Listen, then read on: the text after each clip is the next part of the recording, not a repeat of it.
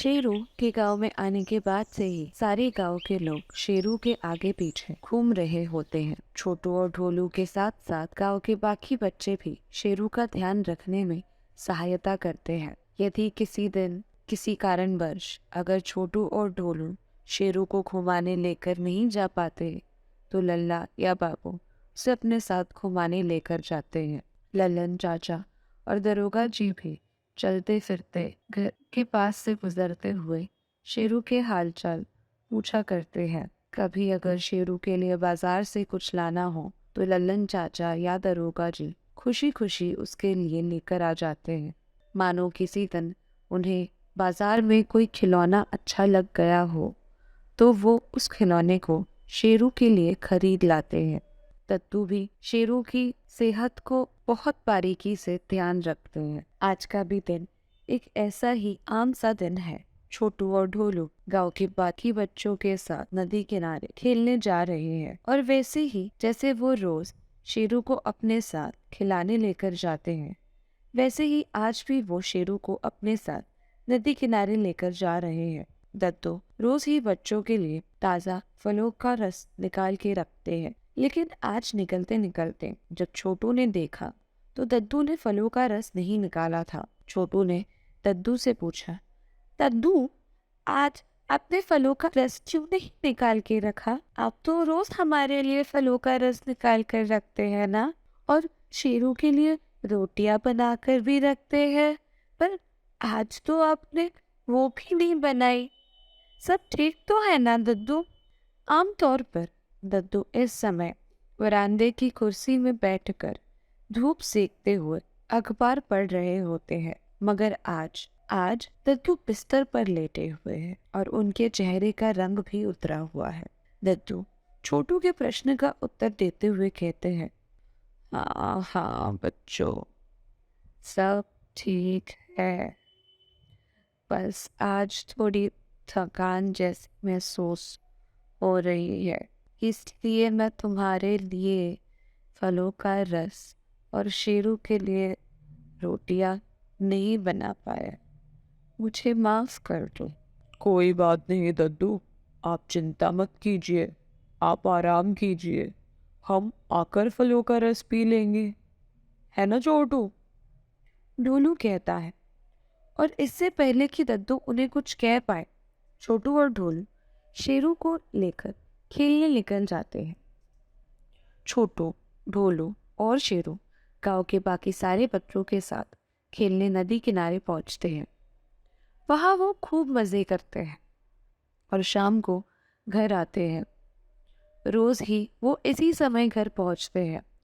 उनके आने पर आम तौर पर घर की बिजली जलाई हुई होती है, मगर आज जब वो घर पहुंचे हैं तो पूरे घर की बिजली बंद है।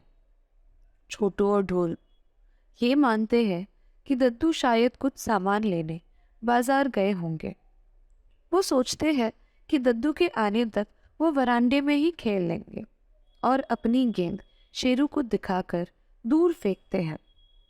जब भी वो गेंद फेंकते हैं तो शेरू अपनी पूंछ हिलाते हुए उस गेंद के पीछे दौड़ता है, और जैसे ही वो गेंद जमीन पर गिरती है वो उसे अपने मुंह में उठा लेता है और वापस दौड़ते हुए और पूंछ हिलाते हुए छोटू और ढोलू के पास आकर उनके पास रख देता है। कुछ देर तक यही खेलने के बाद छोटू को प्यास लगती है। ढोलू, अब तुम गेंद फेंको, मैं जरा पानी पीकर आता हूँ।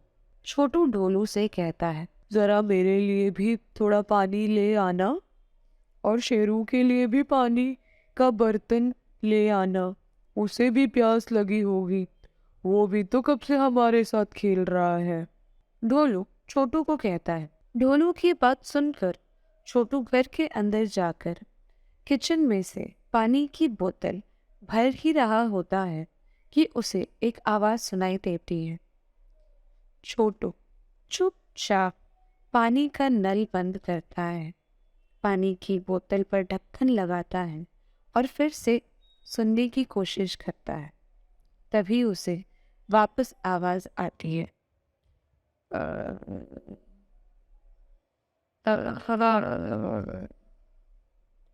छोटू एकदम धीरे से पीछे मुड़ता है और सुनने की कोशिश करता है। तभी उसको उसे वापस आवाज आ रही है।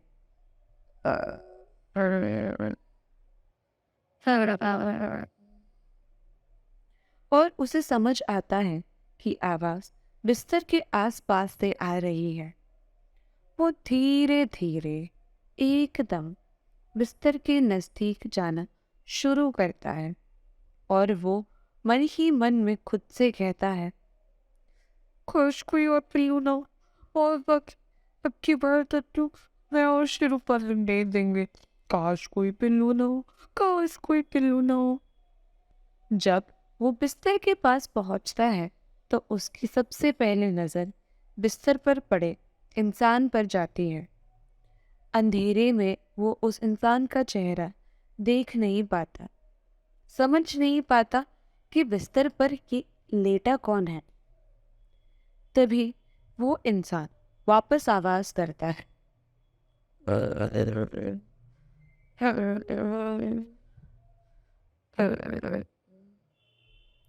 छोटू डर जाता है और एकदम दबे पांव दौड़ता है और ढोलू के पास पहुंचता है और ढोलू से कहता है, ढोलू ढोलू अंदर देखो ना, बिस्तर पे एक आदमी लेटा हुआ है और वो अजीब अजीब सी आवाजें कर रहा है।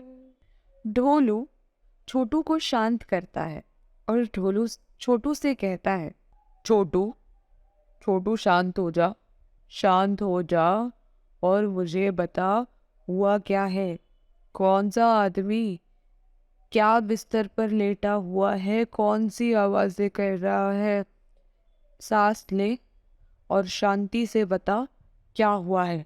ढोलू की बात सुनकर छोटू शांत हो जाता है और ठंडे दिमाग से सोचता है और फिर ढोलू को बराबर वही बताता है जो उसके साथ घर के अंदर हुआ और जो उसने घर के अंदर देखा। वो ढोलू को सब समझाते हुए कहता है, तो ढोलू मैं जब अंदर गया किचन में पानी भर रहा था, है ना, तभी मुझे किसी की आवाज आई तो मैंने बोतल बंद की, पानी का नल बंद किया और फिर से सुनने की कोशिश की। तब मुझे वापस आवाज आई। जब मैं मुड़ा तो मुझे लगा कि शायद वो आवाज बिस्तर के आसपास से आ रही है, तो मैं धीरे धीरे बिस्तर के पास पहुंचा। तब उस इंसान ने वापस आवाज की, मगर घर के अंदर अंधेरा इतना है कि मुझे समझ ही नहीं आ रहा वो इंसान कौन है। छोटू की बात सुनकर ढोलू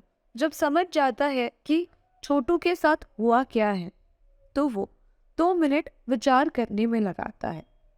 फिर कहता है, ठीक है छोटू, मैं समझ गया तुम्हारे साथ क्या हुआ है। एक काम करते हैं, हम अंदर जाते हैं और बिजली चालू करते हैं, तभी हमें पता चल जाएगा कि अंदर लेटा इंसान असल में है कौन। ढोलू का यह सुझाव छोटू को भी अच्छा लगता है और वो दोनों एकदम दबे पाव घर के अंदर पहुंचते हैं और घर की बिजली चालू करते हैं। जब घर की बिजली चालू होती है तो रोशनी से बिस्तर पर लेटा इंसान अपनी करवट बदलता है और उसका चेहरा छोटू और ढोलू को दिखता है।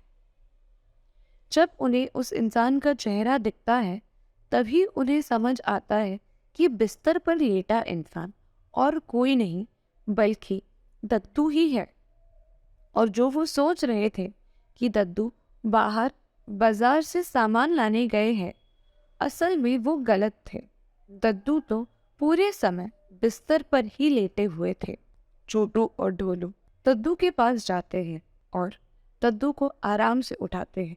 दद्दू को उठाते हुए छोटू कहता है, दद्दू दद्दू आपको क्या हो गया? दद्दू दद्दू उठिए ना। छोटू की आवाज सुनकर दद्दू धीरे धीरे अपनी आंख खोलते हैं और बच्चों को अपने पास पाते हैं। उनके चिंतित चेहरे देखकर दद्दू परेशान हो जाते हैं और वो बच्चों से कहते हैं, क्या हो गया बच्चों, तुम इतने चिंतित क्यों हो? कुछ हुआ है क्या? जरा मुझे बताओ, मैं शायद तुम्हारी कुछ सहायता कर पाऊँ। दद्दू की ये बात सुनकर डोलू दद्दू को सब कुछ बताता है जो उनके साथ हुआ। दद्दू को समझाते हुए डोलू कहता है, नहीं नहीं दद्दू, ऐसा कुछ नहीं हुआ। वो क्या हुआ कि जब हम खेल कर आए तो घर की बिजली बंद थी, तो मुझे और छोटू को लगा कि आप शायद बाजार सामान लाने गए होंगे, तो हम शेरू के साथ बाहर वरांडे में ही खेल रहे थे। अब आधा घंटा बीत चुका था खेल खेल कर, तो छोटू को लग गई प्यास। छोटू आया घर के अंदर और वो पानी भर ही रहा था, तभी उसे आवाज आई। उसे लगा कि वो आवाज बिस्तर के पास से आई है, तो वो धीरे धीरे बिस्तर के पास आया, और क्योंकि अंधेरा था तो उसे आपका चेहरा दिखा नहीं। तो वो बाहर आया, उसने मुझे सब बताया। तो हमने अंदर आके बिजली चालू की तो देखा कि आप बिस्तर पर लेटे हुए हैं। दद्दू, आप ऐसे बिस्तर पर क्यों लेटे हुए हैं? और आपका चेहरा भी एकदम मुरझाया हुआ है। क्या आपकी तबीयत ठीक नहीं है दद्दू? आप बताइए ना। डोलू की बात सुनकर दद्दू उसके प्रश्न का जवाब देते हैं और कहते हैं, क्या बताओ बच्चों, कल रात से ही तबीयत ठीक नहीं लग रही मुझे।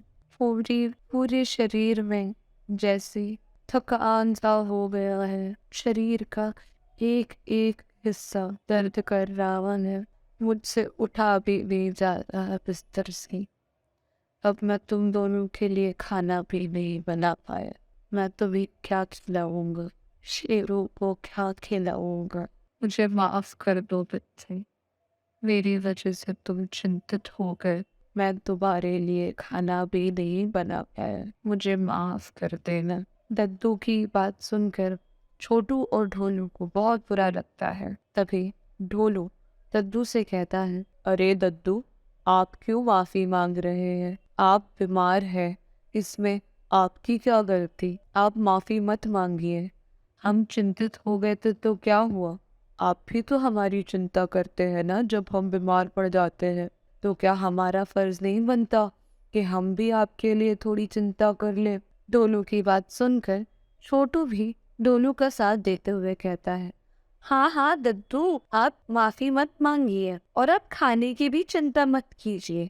मैं अभी बाजार जाता हूँ और खाने के लिए कुछ लेकर आता हूँ, और आपके लिए कुछ गर्मा गर्म सूप जैसा भी लेकर आता हूँ। वो पीकर आपको अवश्य ही अच्छा लगेगा। और शेरू के लिए भी रोटियां ले आता हूँ, है ना? आप चिंता मत कीजिए दद्दू, हम है ना आपका ध्यान रखने के लिए। ये कहकर छोटू पैसे लेकर बाजार निकल जाता है। बच्चों को अपना ऐसा ध्यान रखता हुआ देखकर दद्दू बहुत खुश होते हैं। You can download the application on Google Play or App Store, and you can visit our website mathslegends.co.uk.